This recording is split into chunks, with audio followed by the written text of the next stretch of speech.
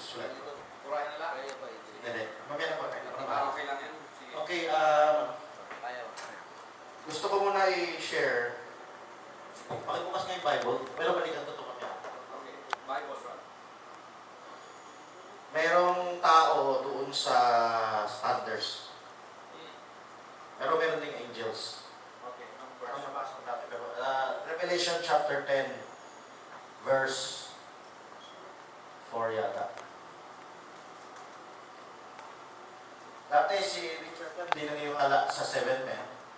Pero nakumbinsi siya nung nabasa niya ito. Pero iba yung i-apply ko kasi iba yung paniwala ko. Ito sa 3. Akit mo sa 3. Wala mo yung verse. He cried with a loud voice as when a lion roared, and when he had cried, 7 thunders uttered their voices. Yung plural na there, may ginamit na medium. So hindi lang yan 7 mensahe. May 7 mensahero. Okay? So, of course, yung 7 mensahero, nauna si Raymond Jackson dyan, na bago mag-rapture ay may lilitaw na 7 tao sa mundo magbibigay ng rapturing faith sa bride. Dati hindi naniwala siya, pero nito sarili siyang naniwala na rin. Galing ako sa kanilang kay Brother Jackson na grupo, pero nung dumating si Ben Howard dun sa aming church, may nakita ako na mas maliwanag. So gusto ko ipakita yung rapturing faith. Yung salitang rapturing faith. Pakibalik nga doon sa kaninang yung piniliwanag niya. Kaya gamitin ko rin eh. O sige, linisin mo na. Parang susulat ako ulit. Ulan yan. So, ang rapturing faith, ito ang gusto kong pakita. Is this a set of doctrine? Or is this the heart of the fathers? Kasama ba sa rapture yung mga early apostles? Hindi. Kasama. Pero hindi naman lahat ng pahayag alam nila. It's not a set of revelatory doctrines. It is the heart of the fathers. Ayan o. He will turn the hearts of the children back to the fathers. Yung hearts na yan ang rapturing faith. So, lalabas, ang 7th seal, it's not something in the future or just right now. It started in the days of the fathers. Yung hearts na yan, dati yung ginagamit ko pang term, Berean spirit, Berean repentance, iisa yun. Yan yung seal of the Holy Ghost na sinasabi ni Barbanam. Nabanggit ni Barbanam yung seal of the Holy Ghost. The baptism of the Holy Ghost, may seal of the Holy Ghost. May kinalaman din yan sa 7th seal. Ang 7th seal kaiba sa one of the 6 seals. Ang 7th seal, may kinalaman sa kaligtasan. May kinalaman sa pagbabago ng katawan. May kinalaman sa message of the hour. May kinalaman sa Berean spirit, Berean repentance. Pero yung 1 to the 6 seals, may kinalaman sa sumpa. I'm gonna show some example. Mamaya balik tayo dito. Pakit po ka sa Ezekiel chapter 9. 9. 9. Okay. So, basahin natin 1 to 9 then. 1 to siguro 6, makikita natin. He cried in mine ears, loud voice, saying, cause them that have charge over the city to draw near, and every man with his destroying weapon in his hand. Behold, 6 men came. Ito, parang Angel of dito, no?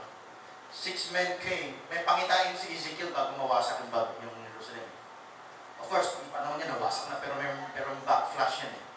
6 men came from the way of the higher gate, which lieth toward the north, and every man a slaughter weapon in his hand. One among them was clothed in linen, and with a writer's inkhorn by his side. They went in, stood beside the brazen altar.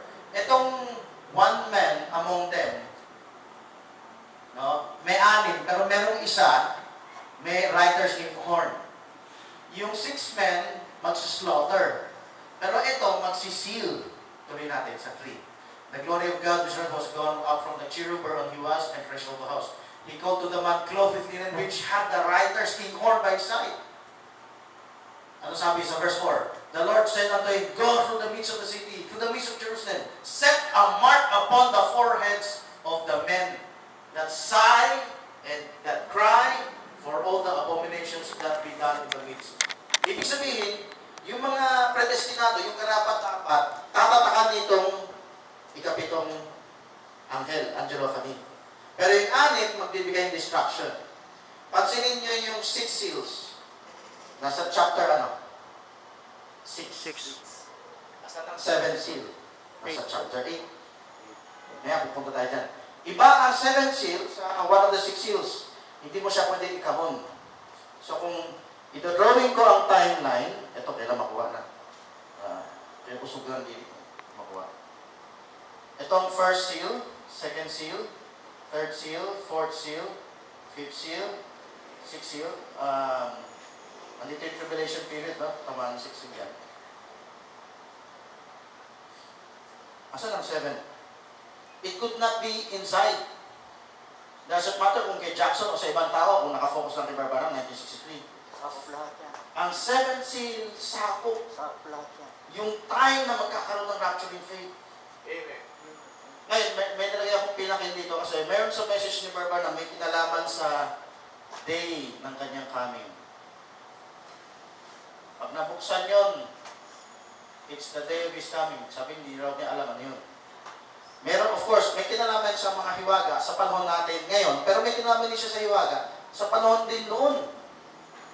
So, balikan natin yung kaninang slide. Yung kanina, yung malaki. So, sabi dyan, He will turn the hearts of the children back to their fathers. What is the rapturing faith? It's not a set of doctrine. Kasi kung isang set of doctrine, iwan na yung iba sa rapture. Naniniwala tayo, kasama sila sa lahat sa rapture. So lahat ng bride na namatay dito ay may rapturing faith. Amen. Hindi pwede tayo lang, meron sila, wala. So hindi ka pwede magkahon ng isang set of doctrine. Ang tawag ko sa mga doctrine yan ay specific truths. Specific doctrine. Meron tayo tinawag na master key. Kahit anong panahon, titignan ng Diyos yan. Yan yung pagsisisi sa puso mo. Kahit na Trinitarian si Martin Luther, he had that rapturing faith. Amen. Huwag natin ikahon ng rapturing faith sa... Yun na nga, hearts na nga sinabi dyan eh. Kahit nga apostles, pwede na yung patunayan na hindi alam lahat ng apostles. Yung alam natin ngayon. He will reveal the mysteries of the 7 thunders in Revelation 10, which are contained in the 7 seals. I'm gonna show you something. Di ba, sa Bible, ma-identify lang yung 7 angels sa chapter 8. When He opened the 7th seal, then there was silence in heaven for half an hour. Then 7 angels were given 7 trumpets which are ready to sound. Ngayon, atras tayo. Hindi pa ina-identify yung 7 angels. Ang tawag sa kanila, 7 spirits. Let's go open Revelation chapter 1. Revelation chapter 1, verse... Ano verse yun? 5? Ano? Verse 5 yata. Ang 7 spirits? 7 spirits. Verse 4. Verse 4 ba? Okay. Revelation chapter 1, verse 4. Tingnan nyo. Scribe kayo dyan. Nasa 5 eh. Tama, 4. From the 7 spirits which are before His throne. Hindi pa ina-identify. So you can say, it's these 7 spirits could be 7 attributes of God, di ba? Pero, makita na natin may voices, di ba? Sa Revelation chapter 10. So, move pa tayo. Chapter 4, verse 5. Verse 5. Revelation chapter 4, verse 5. Ayan ulit, 7 spirits of God. Out of the throne proceeded lightnings, thunderings, and voices. Pansinin niyo yung word lightnings, so, hindi sandaling liwanag. Thunderings, bagay na ugong yung maintindihan, pero yung iba may narinig na tinig sa time ng apostles. Voices. Ang kaya ko tinuturo yan kasi, nangyari yan sa time ni Christ. May nakarinig ng kulog, may nakarinig ng tinig. Yung tinig, naintindihan nila yung mensahe, para sa ibang tao, ugong lang. Yung lightning, sandali lang liwanag na yan. Pag hindi mo tinandaan, tinignan yung butas sa kalye na may lubog ka sa manhole. So usually, habang lumiwanag, sandali, tandaan mo rin, samantalahin mo yung sandaling liwanag. Pag lumipas yan, all you have is ano na. Okay, let's move. Tingnan nyo, 7 spirits of God. Hindi pa siya identified, no? Let's go to Revelation 5:6. 7 spirits ulit. Space. 5:6. Space. 5 space 6. Yan, oh. Ito, hawak niyo na yung scroll. At merong 7 spirits who go before the throne of God which will go throughout all the earth. Yan, 7 spirits. God sent forth into all the earth. Is this just an attribute of God? Or meron siyang vessel? Meron. Oh, tukutuin 1:1. The revelation of Jesus Christ, which God gave unto him. And he sent and signified it May servants. to his servant John. And he sent and signified it by an angel to his servant John. May angel. May angel bago makarating kay Juan. Amen. Itong angel of Fatima, may kinalaman sa messenger. Ngayon, yung pagkilala sa messenger, sa church ages, may kinalaman sa rapture faith natin ngayon. Pero may kinalaman ba yung mga nangamatay? Meron din. Ay, papakita ko. Okay, tapos na yan ha. Punta na tayo sa pagpapakilala. Sa chapter 6, you open the seals, di ba? Nabuksan yan 1 to 6. In chapter 7, asan yung 7 seal? Wala sa chapter 6. Tignan niyo yung Bible niyo, wala, no? Nasaan kaya yung 7? Bago ko ibigay ko na kanina eh. Magpabigay ang ibang halimbawa. Ilan ba nga ng tubig ang ginawang alak? Ani. Nasaan ang ikapito? Laman. Hindi siya kapantay ng 6 kasi. Ang ikapito, nung siya ay ginawang alak. Nakita niyo yung difference? Yung pagbabago, yung quickening, yan yung ikapito. Ang ikapito, iba sa 6, hindi siya kapantay. Let's go to the creation. How many days ang creation? 6. Makikita niyo ba yung 7 days sa Genesis chapter 1? Wala. Hindi niyo makita. Genesis 1 to buong chapter 1, the evening and the morning, were the first, second, third, fourth, fifth, sixth. Pero sa 7, meron ba kayong mababasang evening and morning? Pakita mo sa akin. Bibigyan kita ng kotse. Mas agad eh. Okay. Ngayon, ganito. Sa Genesis chapter 2, sa 7th day, wala nang evening and morning. It is eternity. Nakita niyo yung 7? Yung pinafocus lang sa balista, literal na araw, pero ito pinapakita eternity. So, if you will understand what the 7th is, then makikita natin, I'm gonna write something para maalala ko na po niya. Parallelism naman tayo. 7 church ages, 7 parallel siya sa tinatawag nating 7 trumpets and 7 vials. Ang parallelism sinasabi ko, 7 church ages and the tribulation period, the 7-year tribulation period. Mamaya, pabalikan pa yan. Tuloy lang natin. So, punta tayo sa Revelation chapter 8. Sa Revelation chapter 6, walang 7 seal. Pero binubuksan na niya yung mga seal. Pero kailan niya nabuksan ang 7 seal? Mas malawak pa siya sa first 6 seals. Kasi may kinalaman siya sa kaligtasan. Nung sinabi ni John the Baptist, behold, the kingdom of heaven is at hand. Nung dumating na si Kristo, this kingdom of heaven, this spiritually kingdom age, hindi yung kibuli kingdom age, kundi yung church age. So Revelation chapter 8, pansinin nyo, when he had opened the 7th seal, there was silence in heaven for a space of half an hour. Tapos, pakibasa ni next verse. And I saw 7 angels. Pinapakilala na. Paano mo nalaman yung 7 angels na yan yung 7 spirits kanina. Kasi the word before the throne of God, which stood before God. Yun ang batayan nyo. Doon sa Revelation 1, 4, and 5, the 7 spirits which are before His throne are pinakilala na dito sa chapter 8. The 7 angels which stood before God. And to them were given 7 trumpets. Hindi pa pinapakilala sa chapters 1 up to 5. Sa 6, syempre, hindi na nababanggit. 7, hindi. Pagdating ng chapter 8, binanggit na. Kako-open lang sa verse 1. Hindi open the 7th seal.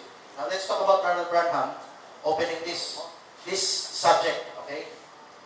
Si Brother Branham ang nagpakilala ng 7 star messengers. Pero bago yan naging 7 men, binasa mo na kanina ng 7 men, hindi ko na kailangan po. Saan siya nagsimula? Ang tao ba kusang magiging mensahero kung wala munang mensahero galing sa langit dumating sa kanya? Meron. Meron ding anghel mula sa langit. Napabasa naman natin eh. To the angel of the church of Ephesus, to the angel church of Sardis. Pero hindi mo pala na-realize, bago dumating sa tao, galing muna yan sa anghel sa langit. Ang 7 thunders ay 7 angels of God. At hindi to different sets of angels. Hindi different sets sa ages, sa seals, sa trumpets, sa vials. It's one set. What is your proof? The article the. Yan yung the. Itin yung the. Paki-highlight. Like verse 2, verse 2. Verse 2. The. Yung the. Yeah. Yan. Yung the.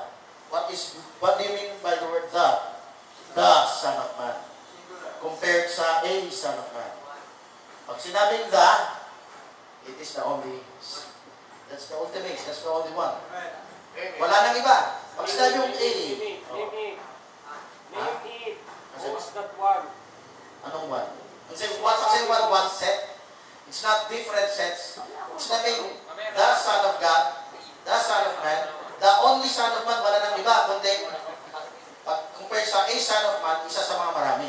Pinapakita ko lang, these same 7 spirits, 7 angels, which are before the throne of God, ito ay yung ginagamit ng Diyos sa 7 church ages. Sila nagdala ng rapturing faith. Paano nagdala ng rapturing faith? Sila ang nag-anoint sa 7 star messengers. Amen. Ngayon, gusto ko ipakita. 1, 2, 3, 4, 5, 6. Gusto ko ipakita kay Barbanam. Ano kay Ivan? Ang gusto ko lang i-correct, bigay insight ko. Sabi pa dito na yung 7 angels nang usap kay Barbanam. Kung bata pa ako, I could easily think of that. Pero ito pala yung maliwanag eh. Nagpakita sa kanya yung 7, pero isa ang kausap niya. Itong 7, sabay-sabay, magbablast pagdating na ng tribulation. Rapture season na yan. Sa ngayon, isa doon sa 7 ay nagpahayag. Binuksan lang sa kanyang identity nung mga nakalipas. Sino yung mga mensaherong ginamit? Kaya nagkaroon din ng rapturing faith, yung mga manampalataya doon. Kaya pinakilala dyan, yung trumpets. Let's talk about the trumpets, parallelism. Kasi parallelism, may trumpets din dito, at may trumpets din doon. May trumpets sa church ages, may trumpets sa tribulation. Hindi siya yung parang kate. If you read the Feast of the Trumpet, parang kate. Parang nandito yung 5, nandyan yung the rest of the 2. Pero, I'm gonna show you, itong trumpets, if you read the book of Revelation, it is in the tribulation. Alam niyo, nabasa niyo na doon sa trumpets na may naghagis ng mountain sa dagat. Tapos, maraming namatay.